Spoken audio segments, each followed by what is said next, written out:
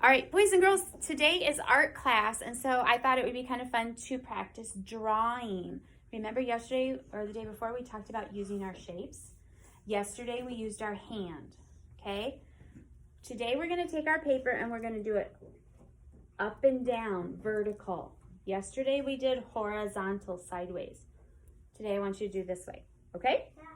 All right, I'm going to draw big on the board so you can see it, what I'm doing. But I want you to do this on your paper. So think about how big. We're going to make a turkey. Yes. So think about how big you want your turkey. You want your turkey to take up as much room on your paper as possible. Don't start drawing yet, because we're going to start with this. Watch. Okay? Just like we've done on our paper before. What's that? It's a triangle. So I made my triangle big. If you want your triangle to be more pointed at the end, you can do that. Maybe I'm going to do that. Okay, so make a triangle in the middle of your paper. The point is down. I can't make a triangle. Okay? Do one line and then slant your...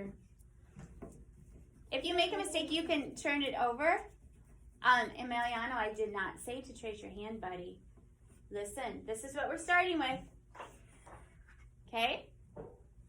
All right, now here's the next part. Now I'm going to draw a half of a circle, and you can do it as big or as little as you want. It kind of looks like an ice cream cone right now. Yeah. All right, but we're going to change that in just a minute. Okay?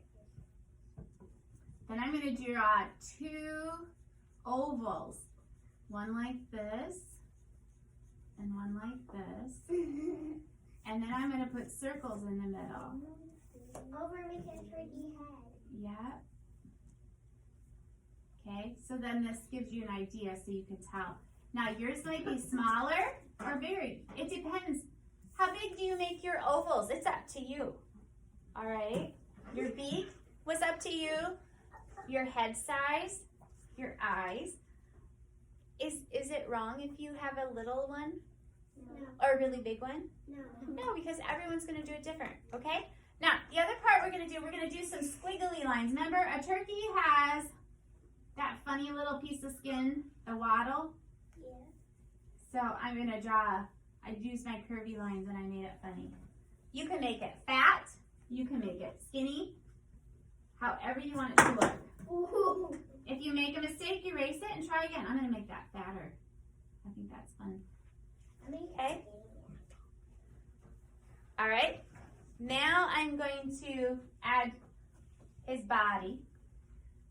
And I'm going to start the bottom of the beak, and you can make it as fat or skinny. I'm going to do it really fat. Oh. Can you do that? We're taking up our whole paper with this because we want to either paint it or color it. So my goal for you next week is that we would paint it with watercolor. Okay? All right, now, what else does the turkey need? His wings. His wings? Okay. What else? Maybe some feathers on his back. And his feet. Okay, so I'm going to do ovals, and you can do them as long and skinny or short and fat as you want. I'm going to do it as much room as I can. There's one. You can make as many as you want. I'm doing a feather. I'm going to do his feet now. Like Are you filling up your whole paper? You want to fill up your paper, but he can be skinny feathers or fat feathers. Can you see that, friends at home? All right. If you want to give him some wings, if you want to come all the way down, you can do that. Remember, it's your project. Yeah. Mrs. Thackeray is just showing you how to do it. You can make it look however you want. Ooh, that looks big. He's big. And then, what shape should we use to make his feet, do you think? I know. Depending on how low you go on your paper, you could put some rectangles, and then you can use your zigzags to make his turkey toes. Oh. Or what other shape would I call that? Would I call those triangles? Half stars, yep. What do you think?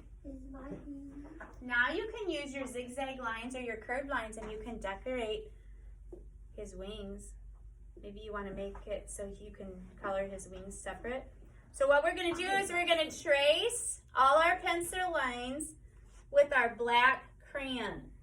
Because what's going to happen when we color it with our watercolors, the watercolors are going to stop where our black crayon is.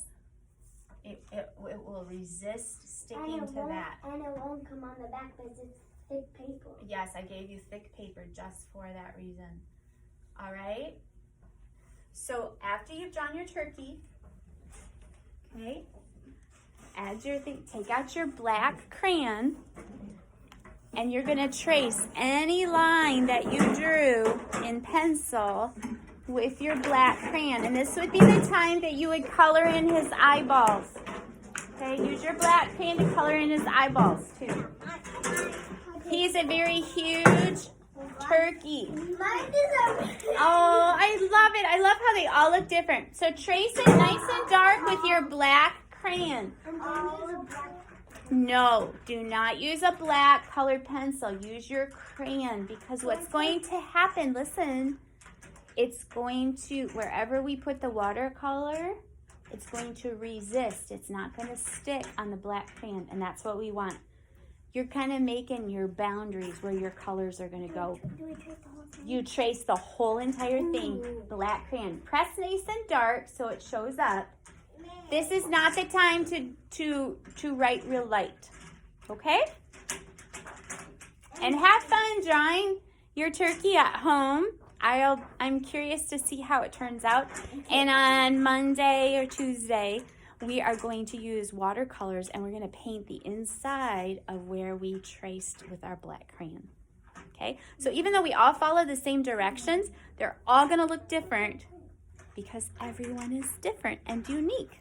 So have fun with it. There's no right or wrong.